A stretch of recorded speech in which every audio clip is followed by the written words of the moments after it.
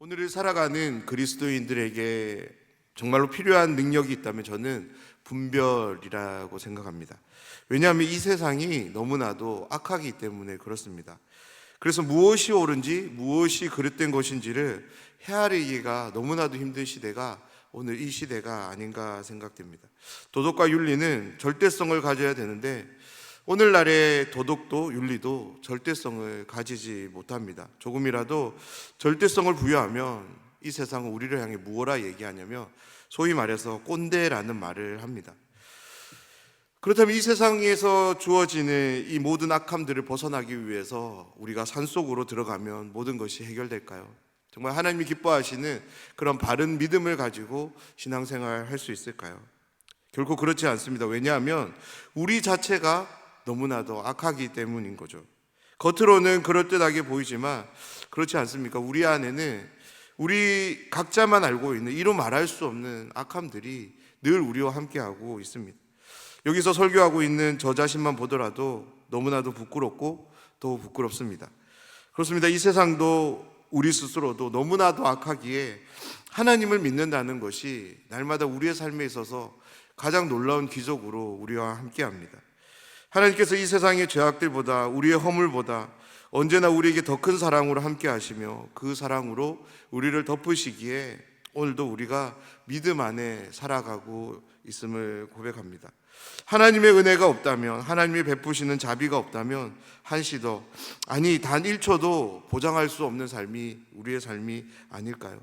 오늘 말씀은 우리에게 조금은 당혹스럽게 다가올 수 있는 말씀인데요. 왜냐하면 너무나도 큰 죄를 저질렀던 아합이 하나님 앞에 회개하자 하나님께서는 아무렇지도 않게 그를 용서하시며 그에게 내리시는 모든 심판을 연기하시는 이제 상황을 보여주는 말씀이기 때문입니다. 사랑하는 여러분, 말씀을 나누기 앞서 만약 이 말씀을 보면서 하나님의 이러한 행동에 대해서 조금 의아한 마음이 드시는 분이 계신다면 그 즉시로 나 자신을 돌아보고 내가 받은 은혜, 내가 받은 그 용서를 기억해서 우리 모두가 하나님의 그 용서를 기억하며 감사로 살아가는 그런 삶이 되길 간절히 소원합니다. 오늘도 말씀을 통해 우리 영혼의 은혜를 주신 하나님을 기대하며 그 은혜를 붙잡고 간절히 기도하는 이 새벽 시간이 되면 좋겠습니다.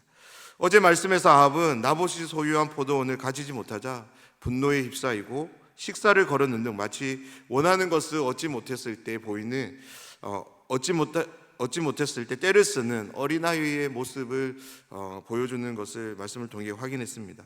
이런 왕의 모습을 본 여왕 이세벨은 아합 왕의 소원을 풀어주기 위해 이제 나봇이 소유한 포도원을 이제 빼앗을 계략을 세웁니다.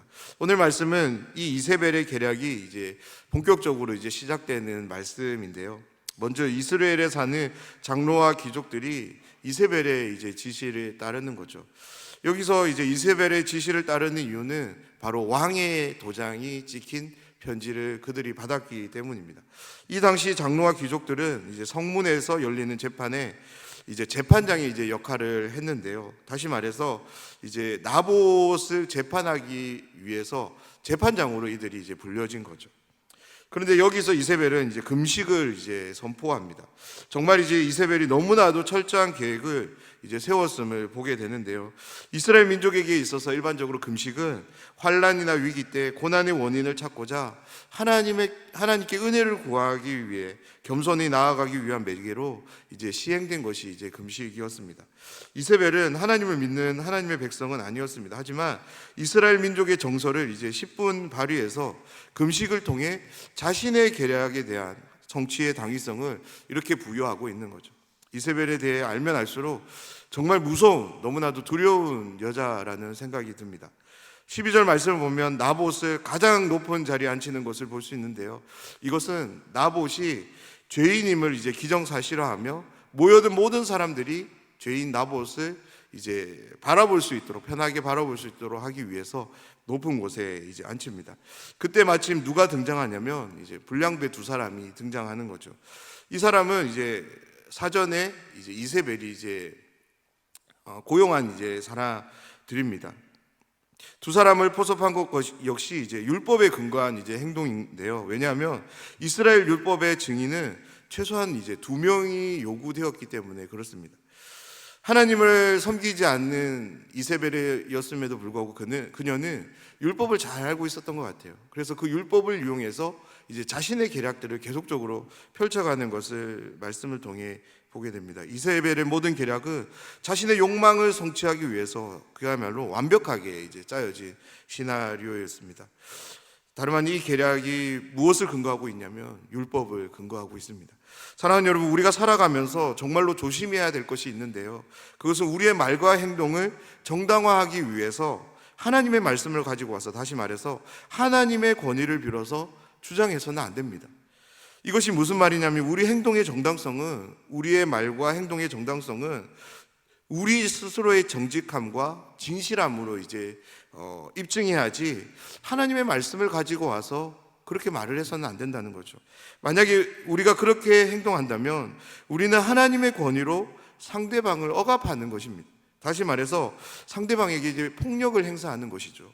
왜냐하면 그리스도인에게 있어서 하나님의 말씀은 이제 절대성이 부과되기 때문에 그렇습니다. 모든 것이 이세벨이 짠 계략대로 이제 순조롭게 진행됩니다. 매수된 두 증인은 나봇에 대해서 이렇게 증언하는데요, 나봇이 하나님과 왕을 저주했다라고 증언합니다. 율법의 하나님과 지도자에 대한 저주의 형벌은 다름 아닌 사형이었습니다. 그곳에 모여든 지도자 무리는 이제 율법의 요구에 이제 순종을 보이는 거죠. 나봇을 성읍 밖으로, 정확하게 말하자면 성문 밖으로 데리고 가서 그곳에서 돌로 쳐 죽입니다. 성문 밖에서 처형을 집행했던 사람 중 한 사람이 성문 안에 있는 이세벨에게 돌아와서 나봇이 죽었다는 상황을 이제 보고하는 거죠. 이 상황을 보고받은 이세벨은 곧장 이제 아합을 찾아갑니다. 그리고 이렇게 말하는데요, 15절 말씀입니다. 이세벨이 나봇이 돌에 맞아 죽었다 함을 듣고 이세벨이 아합에게 이르되, 일어나 그 이스라엘 사람 나봇이 돈으로 바꾸어 주기를 싫어하던 나봇의 포도원을 차지하소서. 나봇이 살아있지 아니하고 죽었나이다. 이 말씀을 가만히 보면 볼수록 이세벨의 무서움을 다시 한번 볼 수 있는데요, 아합 왕에게 상황을 어떻게 전하냐면 나봇의 불의를 들추어서 아합 왕의 마음을 이제 먼저 환기시킵니다. 그리고 아합 왕의 욕망을 해소할 수 있는 이제 답을 제시하고 있는 거죠. 그런데 이세벨의 말에는 이런 의도가 숨겨져 있습니다. 나봇은 죄인으로 판명되어서 재판에서 죽임을 당했다라는 의도가 깔려져 있습니다. 그러니까 죄인이었던 그의 포도원을 왕인 당신이 소유하는데 아무런 문제가 되지 않는다는 거죠. 그가 의인이 아니라 죄인이기 때문에 재판을 받고 죽임을 당했고, 그러니까 그 죄인의 밭을 당신이 이제 가져도 어느 누구도 뭐라 할 사람이 없습니다 라고 말하는 겁니다.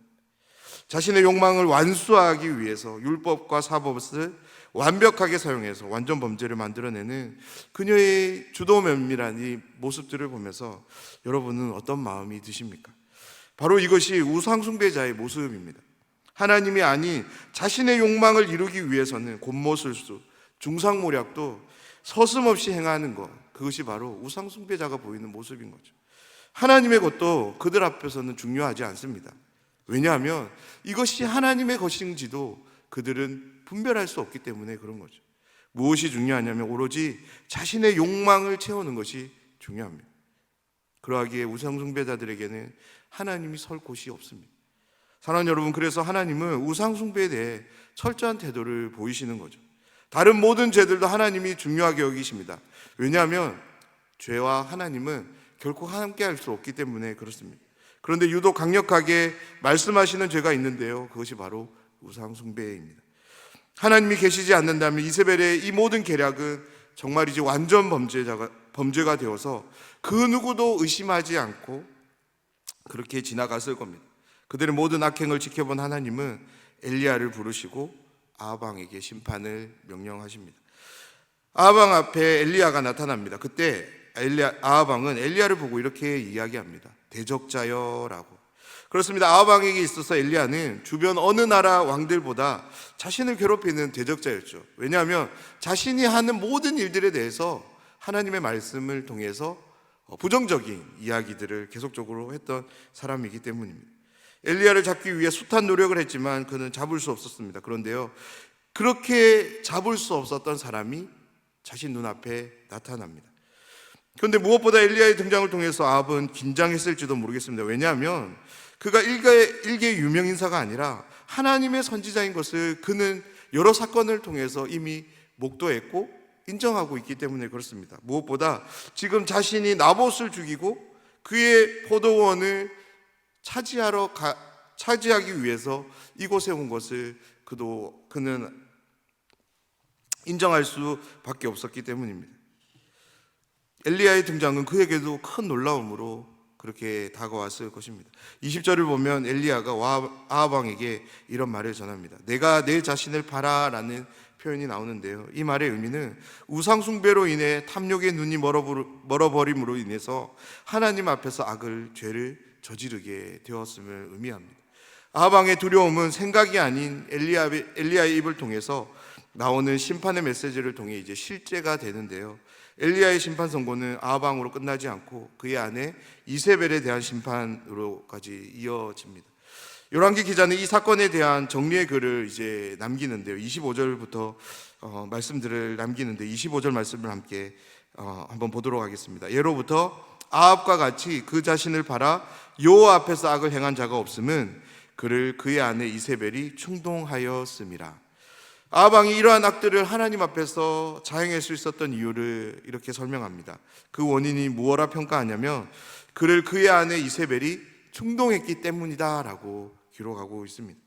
그리고 계속해서 열왕기 기자의 평가의 내용이 이어지는데요, 이 엘리야의 이야기를 다 들은 아합 왕의 행동을 우리가 한번 예측해 보면 아합 왕은 엘리야를 잡아 죽이려는 그런 행동을 해야 하는 거죠. 왜냐하면 자신의 가장 큰 대적자가 바로 엘리야이기 때문입니다. 또한 앞에 여러 상황 속에서 자신의 욕망이 채워지지 않을 때 아합 왕은 어떤 행동을 했습니까?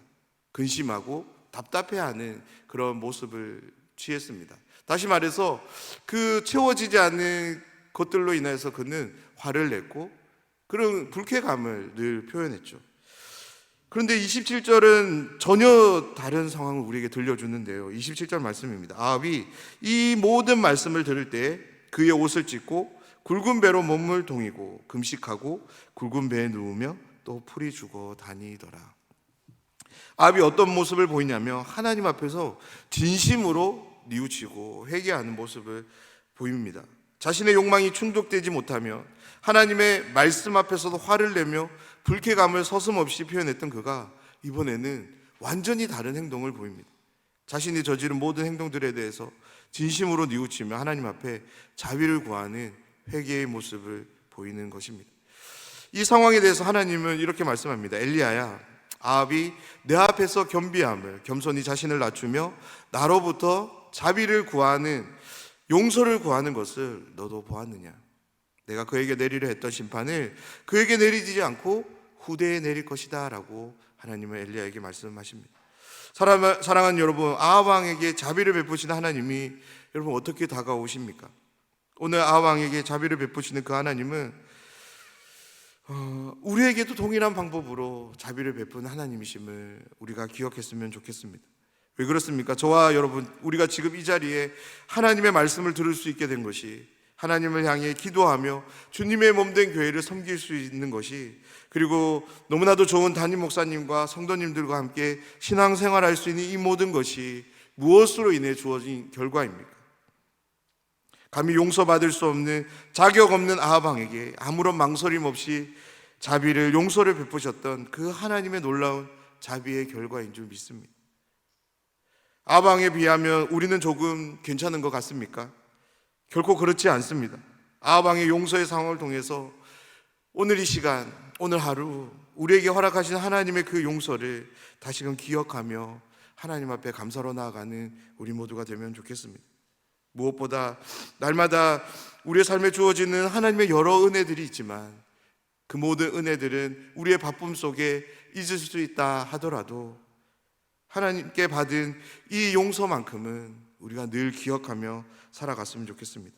하나님께 받은 용서를 통하여 함께하는 모든 이들을 언제든 기꺼이 용서하는 그런 삶을 살아가는 우리 모두가 되길 주님의 이름으로 축원합니다.